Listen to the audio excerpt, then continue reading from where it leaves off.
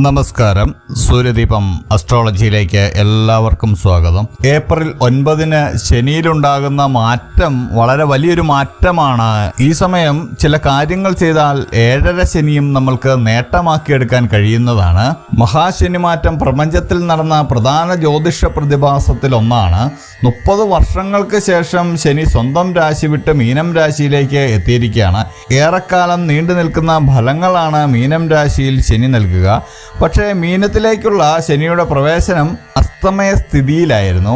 April 9 ശനി അസ്തമന സ്ഥിതിയിൽ നിന്നും പുറത്തു കടക്കാൻ പോവുകയാണ്. അതോടെ ശനിയുടെ ഊർജം മുമ്പത്തേക്കാൾ തീവ്രമാകുമെന്നാണ് വേദജ്യോതിഷത്തിലുള്ള വിലയിരുത്തൽ. ഒരു ഗ്രഹം സൂര്യന് അടുത്തെത്തുമ്പോൾ അതിൻ്റെ ശക്തി പൂർണ്ണതോതിൽ പ്രകടിപ്പിക്കാൻ സാധിക്കില്ല. ശനിയും ഇതുവരെ അതേ അവസ്ഥയിലായിരുന്നു. ആ സ്ഥിതിയിൽ നിന്നും പുറത്തു വരുന്നതോടെ ശനി മാറ്റത്തിൻ്റെയും കണ്ടകശനിയുടെയും 7.5 ശനിയുടെയും യഥാർത്ഥത്തിലുള്ള ശക്തി അനുഭവവേദ്യമായി തുടങ്ങുമെന്നാണ് വിലയിരുത്തൽ. ഇതിൽ 7.5 ശനി എന്താണെന്ന് ചോദിച്ചാൽ 7.5 വർഷം നീണ്ടു നിൽക്കുന്ന കർമ്മ കാലഘട്ടമാണ് 7.5 ശനി എന്ന് പറയുന്നത്. ശനി ഒരു വ്യക്തിയുടെ ജാതകത്തിൽ 12ാം ഭാവത്തിൽ എത്തുമ്പോഴാണ് 7.5 ശനി സംഭവിക്കുന്നത്. 7.5 ശനിയെ 2.5 വർഷങ്ങൾ ദൈർഘ്യമുള്ള 3 ഘട്ടങ്ങളായിട്ടാണ് തിരിച്ചിരിക്കുന്നത്.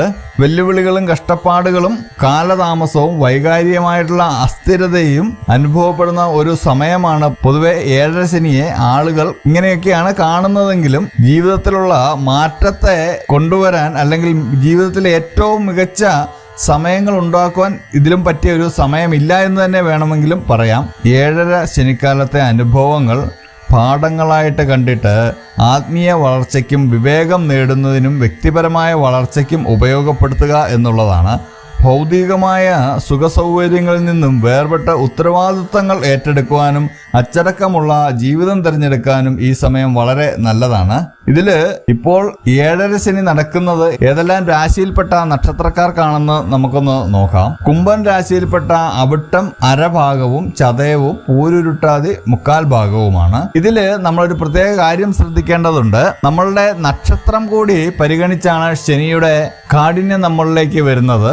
ഈ കുംഭം രാശിയിൽ ശനി ബാധിക്കുമെങ്കിലും നമ്മളുടെ നക്ഷത്രങ്ങളുടെ സ്ഥിതിയും നമ്മളുടെ ശനിയുടെ കാലഘട്ടവും എല്ലാം കൂടി പരിഗണിക്കുമ്പോൾ നമ്മൾക്ക് ചിലപ്പോൾ ശനിയുടെ ചെറിയ ചെറിയ അപഹാരങ്ങൾ മാത്രം വന്ന് പോകുവാനുള്ള സാധ്യതയുണ്ട്. അത് പ്രത്യേകം ശ്രദ്ധിക്കേണ്ടതാണ്. ചില ആൾക്കാർ ചോദിക്കാറുണ്ട്, ഇപ്പോൾ എൻ്റെ നക്ഷത്രത്തിൽ ശനിയുടെ കാലഘട്ടമല്ല, പക്ഷേ എൻ്റെ രാശിയിൽ ശനിയുടെ കാലഘട്ടമാണ് എന്ന് പറയുമ്പോൾ ഇതാണ് നമുക്ക് പറയാനുള്ളത്. കുംഭൻ രാശിക്ക് നേരിടുന്ന പൊതുവായിട്ടുള്ള ഒരു കാര്യമാണ് ഇപ്പോൾ ഇവിടെ പറഞ്ഞിരിക്കുന്നത്. പൊതുവായിട്ടുള്ള ഒരു ജ്യോതിഷപരമായിട്ടുള്ള കാര്യമാണ് ഇവിടെ പറഞ്ഞിരിക്കുന്നത്. അപ്പോൾ നിങ്ങളുടെ നക്ഷത്രത്തിലെ ശനിയുടെ ഭാവം എങ്ങനെയാണെന്നും നക്ഷത്രത്തിൽ ശനി എപ്പോഴാണ് വരുന്നതെന്നും നോക്കി വേണം ഇതിനെ വിലയിരുത്തുവാൻ. ഇല്ലെങ്കിൽ കുംഭം രാശിയിൽ വരുന്ന പൊതുവായിട്ടുള്ള ചെറിയ ഫലങ്ങൾ മാത്രമാണ് നിങ്ങൾക്ക് ഉണ്ടാവാൻ പോകുന്നത്. കുംഭം രാശിയിൽ 7.5 ശനിയുടെ അവസാന ഘട്ടത്തിലാണ് എത്തിയിരിക്കുന്നത്. ചില കാര്യങ്ങൾ അവസാനിപ്പിക്കുവാനും പക്വത നേടാനും പഴയ കർമ്മങ്ങളുടെ കർമ്മഫലം അനുഭവിക്കാനും ഈ സമയത്ത് കുംഭം രാശിക്കാർക്ക് യോഗമുണ്ടാകും. വൈകാരികമായിട്ടുള്ള അസ്വസ്ഥതകൾ, ഒറ്റപ്പെടൽ, ആന്തരിക ദർശനം എന്നിവയെല്ലാം സാധ്യതയുണ്ട് ഈ രാശിക്കാർക്ക്. അതേസമയം 3ാം ഘട്ടത്തിൽ എത്തുന്നതോടെ ഇവരിൽ ജീവിത ലക്ഷ്യങ്ങൾ കൂടുതൽ വ്യക്തമാകും. ജീവിത പാഠങ്ങൾ പഠിക്കുവാൻ സാധിക്കുന്നുണ്ട്. വിട്ടുപോയ ഭാവങ്ങളൊക്കെ നിങ്ങൾക്ക് മനസ്സിലാക്കാൻ കഴിയുന്നതാണ്. കണ്ണികളെല്ലാം നിങ്ങൾ കൂട്ടിച്ചേർക്കുന്ന ഒരു സമയമാണ്. കുംഭം രാശിക്കാർ സ്വയം കരുതൽ ഉള്ളവരായി തീരേണ്ടതാണ്. നെഗറ്റീവായിട്ടുള്ള വൈകാരിക അവസ്ഥയിൽ നിന്നും പുറത്തു കടക്കാൻ നിങ്ങൾ പഠിക്കേണ്ടതാണ്. പ്രതിഫലം ആഗ്രഹിക്കാതെ കർമ്മം ചെയ്യുവാനും ചെയ്യുന്ന കാര്യങ്ങളിൽ പൂർണ്ണ ശ്രദ്ധയർപ്പിച്ച് ഈ നിമിഷങ്ങൾ മുതൽ ജീവിക്കാനും പഠിച്ചാൽ ഈ കാലഘട്ടത്തെ നിങ്ങൾക്ക് എളുപ്പം തരണം ചെയ്യാൻ കഴിയും. അടുത്തതായിട്ട് ഇപ്പോൾ ശനി നടക്കുന്നത് മേടം രാശിയിൽ നടക്കുന്നുണ്ട്. മുമ്പ് പറഞ്ഞ പോലെ തന്നെ ഇപ്പോൾ മേടം രാശിയിലും ശനിയുടെ ആധിക്യം കൂടുതലാണ്. അശ്വതി ഭരണി കാർത്തിക കാൽഭാഗമാണ് മേടം രാശിയിൽ അടങ്ങിയിരിക്കുന്നത്.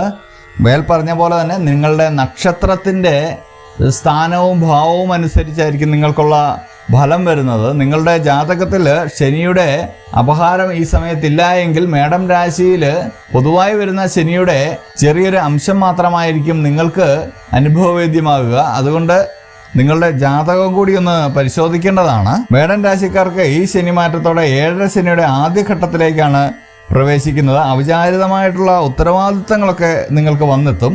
സാമ്പത്തികമായിട്ടുള്ള അസ്ഥിരതയൊക്കെ ഉണ്ടാവുന്നുണ്ട്. ആശയക്കുഴപ്പമൊക്കെ ഉണ്ടാവുക എന്നുള്ളതാണ് ഏഴര ശനിയുടെ ആദ്യഘട്ടത്തിലെ ഫലങ്ങൾ. ഈ ഘട്ടം മേടം രാശിക്കാർക്ക് അലസത വെടിയാനുള്ള ഒരു മുന്നറിയിപ്പായിട്ടാണ് ഇവർക്ക് ശനി നൽകുന്നത്. ദീർഘകാലമായിട്ടുള്ള ലക്ഷ്യങ്ങളും ജീവിത ലക്ഷ്യങ്ങളും ഈ കാലയളവിൽ നിങ്ങൾ തിരിച്ചറിയേണ്ടതുണ്ട്. ആന്തരികമായിട്ടുള്ള ശക്തി നേടുക, ഉള്ള കഴിവുകളും സാധ്യതകളും വിദഗ്ധമായിട്ട് ഉപയോഗിക്കുക, അച്ചടക്കമുള്ള ജീവിതശൈലി പിന്തുടരുക എന്നിവയെല്ലാം ഈ സമയത്തെ വെല്ലുവിളികൾ നേരിടാൻ നിങ്ങൾക്ക് സഹായിക്കും. തിടുക്കപ്പെട്ട് തീരുമാനങ്ങൾ എടുക്കാതിരിക്കാൻ പ്രത്യേകം ശ്രദ്ധിക്കണം. നിങ്ങൾ ഇത്രയും മനസ്സിലാക്കേണ്ടതാണ്, ശനി ഒരു കർക്കശക്കാരനായിട്ടുള്ള ഒരു അധ്യാപകനാണ്. ക്ഷമയും നിശ്ചയദാർഢ്യവും ഉള്ളവർക്ക് ശനി വിലപ്പെട്ട അറിവുകൾ നൽകുന്നുണ്ട്. അതുകൊണ്ട് ശനിയെ പേടിക്കേണ്ട കാര്യമില്ല, നിങ്ങൾ അതിനെ വളരെ തന്മയത്വത്തോടെ സ്വീകരിക്കുക എന്നുള്ളതാണ്. അടുത്തതായിട്ട് മീനം രാശിയിലും ശനി നടന്നുകൊണ്ടിരിക്കുകയാണ്. പൂരുരുട്ടാതി കാൽഭാഗം, ഉത്തരട്ടാതി, രേവതി എന്നീ നക്ഷത്രക്കാരാണ് മീനം രാശിയിലുള്ളത്. മേൽ പറഞ്ഞ പോലെ തന്നെ പറയുന്നു, നിങ്ങളുടെ നക്ഷത്രഫലം കൂടി നോക്കിയാണ് ഇതിലെ ശനിയുടെ കാഠിന്യം നിങ്ങൾക്ക് മനസ്സിലാക്കാൻ കഴിയുന്നത്.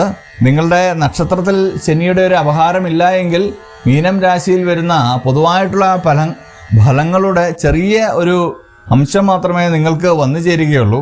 ശനി വന്നു ചേരുന്ന മീനം രാശിക്കാർ ഏഴര ശനിയുടെ ഏറ്റവും തീവ്രമായ 2ാം ഘട്ടത്തിലാണ് എത്തിയിരിക്കുന്നത്. ഇത് വ്യക്തി ജീവിതത്തിൽ പല പ്രതിസന്ധികളും കൊണ്ടുവരാവുന്നതാണ്. കരിയറിലെ വെല്ലുവിളികൾ, വൈകാരികമായിട്ടുള്ള അസ്ഥിരതകൾ എന്നിവയൊക്കെ കൂടുതലായിട്ട് നിങ്ങൾക്ക് അനുഭവപ്പെടുന്നുണ്ട്. അച്ചടക്കത്തിലും വിനയത്തിലും എളിമയിലും നിലനിർത്തിക്കൊണ്ട് പോവുകയാണെങ്കിൽ ഓരോ കാര്യങ്ങളും നിങ്ങൾക്ക് തരണം ചെയ്യാൻ കഴിയുന്നതാണ്. മീനം രാശിക്കാർക്ക് ആന്തരികമായിട്ട് വളരെ പോസിറ്റീവായിട്ടുള്ള മാറ്റങ്ങൾ നേടിയെടുക്കാനാകും. ജീവിതത്തെ സങ്കീർണമാക്കാതെ ലളിതമാക്കി മുന്നോട്ട് കൊണ്ടുപോകാൻ ശ്രമിക്കുക. ഒരു പ്രതിസന്ധിയിൽ നിന്നും നിങ്ങൾ ഒളിച്ചോടാതിരിക്കാൻ ശ്രമിക്കുക. പ്രതിസന്ധികളെ തരണം ചെയ്യാൻ മാനസികമായിട്ട് തയ്യാറെടുക്കുക. ഇതിനായിട്ട് മന്ത്രോച്ചാരണം, ആത്മദർശനം എന്നിവയെല്ലാം ശീലമാക്കുക. ഇവയെല്ലാം കൊണ്ട് ഏഴര ശനിയെ വിദഗ്ധമായിട്ട് നിങ്ങൾക്ക് നേരിടാൻ സാധിക്കുന്നതാണ്. നമ്മൾ പറഞ്ഞ കാര്യങ്ങൾ വ്യക്തമായി എന്ന് വിചാരിക്കുന്നു. കാരണം ഇപ്പം 3 രാശിയിലാണ് ഏഴര ശനി പിടിമുറുക്കാൻ പോകുന്നത്. ഈ 3 രാശിയിലുള്ള നക്ഷത്രക്കാര് വിവിധ പ്രായത്തിലുള്ളവരായിരിക്കും. ഈ വിവിധ പ്രായത്തിലുള്ളവർക്ക് ശനിയുടെ കാലഘട്ടം വിവിധമായിട്ടുള്ള സമയങ്ങളിലായിരിക്കും. ഇപ്പോൾ ശനിയുടെ കാലഘട്ടം നടക്കുന്ന ഈ 3 രാശിക്കാരിൽ വളരെ വലിയ രീതിയിൽ ശ്രദ്ധിക്കേണ്ടതായിട്ടുള്ള കാര്യങ്ങളുണ്ട്. എന്നാൽ ശനി ഇപ്പോൾ ആ നക്ഷത്രക്കാരിൽ ഇല്ല എങ്കിൽ ഇവർക്ക് ഈ രാശിയിൽ വരുന്ന പൊതുവായിട്ടുള്ള ചെറിയ ചെറിയ മാറ്റങ്ങളുടെ ഒരു ചെറിയ ഫലങ്ങൾ മാത്രമേ ലഭിക്കുകയുള്ളൂ. അതുകൊണ്ട് ഈ മേൽപ്പറഞ്ഞ നക്ഷത്രങ്ങളിൽ ശനിയിലൂടെ കടന്നു പോകുന്ന നക്ഷത്രക്കാർ, അതായത് വീണ്ടും പറയുന്നു, ഒരേ നക്ഷത്രക്കാരാണെങ്കിലും നിങ്ങളുടെ പ്രായമനുസരിച്ചായിരിക്കും നിങ്ങളുടെ ശനി വരുന്നത്. ഒരു ഉദാഹരണം പറയുകയാണെങ്കിൽ, ഇപ്പോൾ കാർത്തിക നക്ഷത്രം എടുക്കുകയാണെങ്കിൽ ഇവർക്ക് ശനി വരുന്നത് ഏകദേശം ഇവരുടെ ജീവിതത്തിന്റെ അവസാന കാലഘട്ടങ്ങളിലാണ്. ഏകദേശം 55 വയസ്സൊക്കെ ആകുമ്പോഴാണ് കാർത്തിക നക്ഷത്രക്കാർക്ക് ശനി വരുന്നത്. ഇതിലും ഒരു പ്രത്യേകതയുണ്ട്. ഈ ശനി വരുമ്പോൾ നിങ്ങളുടെ ശനിയുടെ ഭാവം എവിടെയാണെന്ന് കൃത്യമായി ജാതകത്തിൽ നോക്കി അത് മനസ്സിലാക്കേണ്ടതുണ്ട്. ശനിയിൽ നല്ല ഭാവങ്ങളുമുണ്ട്, ചീത്ത ഭാവങ്ങളുമുണ്ട്. അതുകൊണ്ട് ശനിയെ ഇത്ര പേടിക്കേണ്ട കാര്യമില്ല. ശനിയെക്കുറിച്ച് വീണ്ടും നമ്മളൊരു വിശദമായിട്ടുള്ള ഒരു വീഡിയോ ചെയ്യുന്നതായിരിക്കും. അതിൽ ശനിയെ കുറിച്ചുള്ള എല്ലാ കാര്യങ്ങളും നമ്മൾ ഉൾപ്പെടുത്തുന്നതായിരിക്കും. അപ്പോൾ ഇതുപോലെയുള്ള അറിവുകൾക്കും വിശേഷങ്ങൾക്കുമായിട്ട് എൻ്റെ ചാനൽ സബ്സ്ക്രൈബ് ചെയ്യുക. ഇനി മറ്റൊരു വീഡിയോയുമായിട്ട് നമുക്ക് വീണ്ടും കാണാം. നന്ദി, നമസ്കാരം.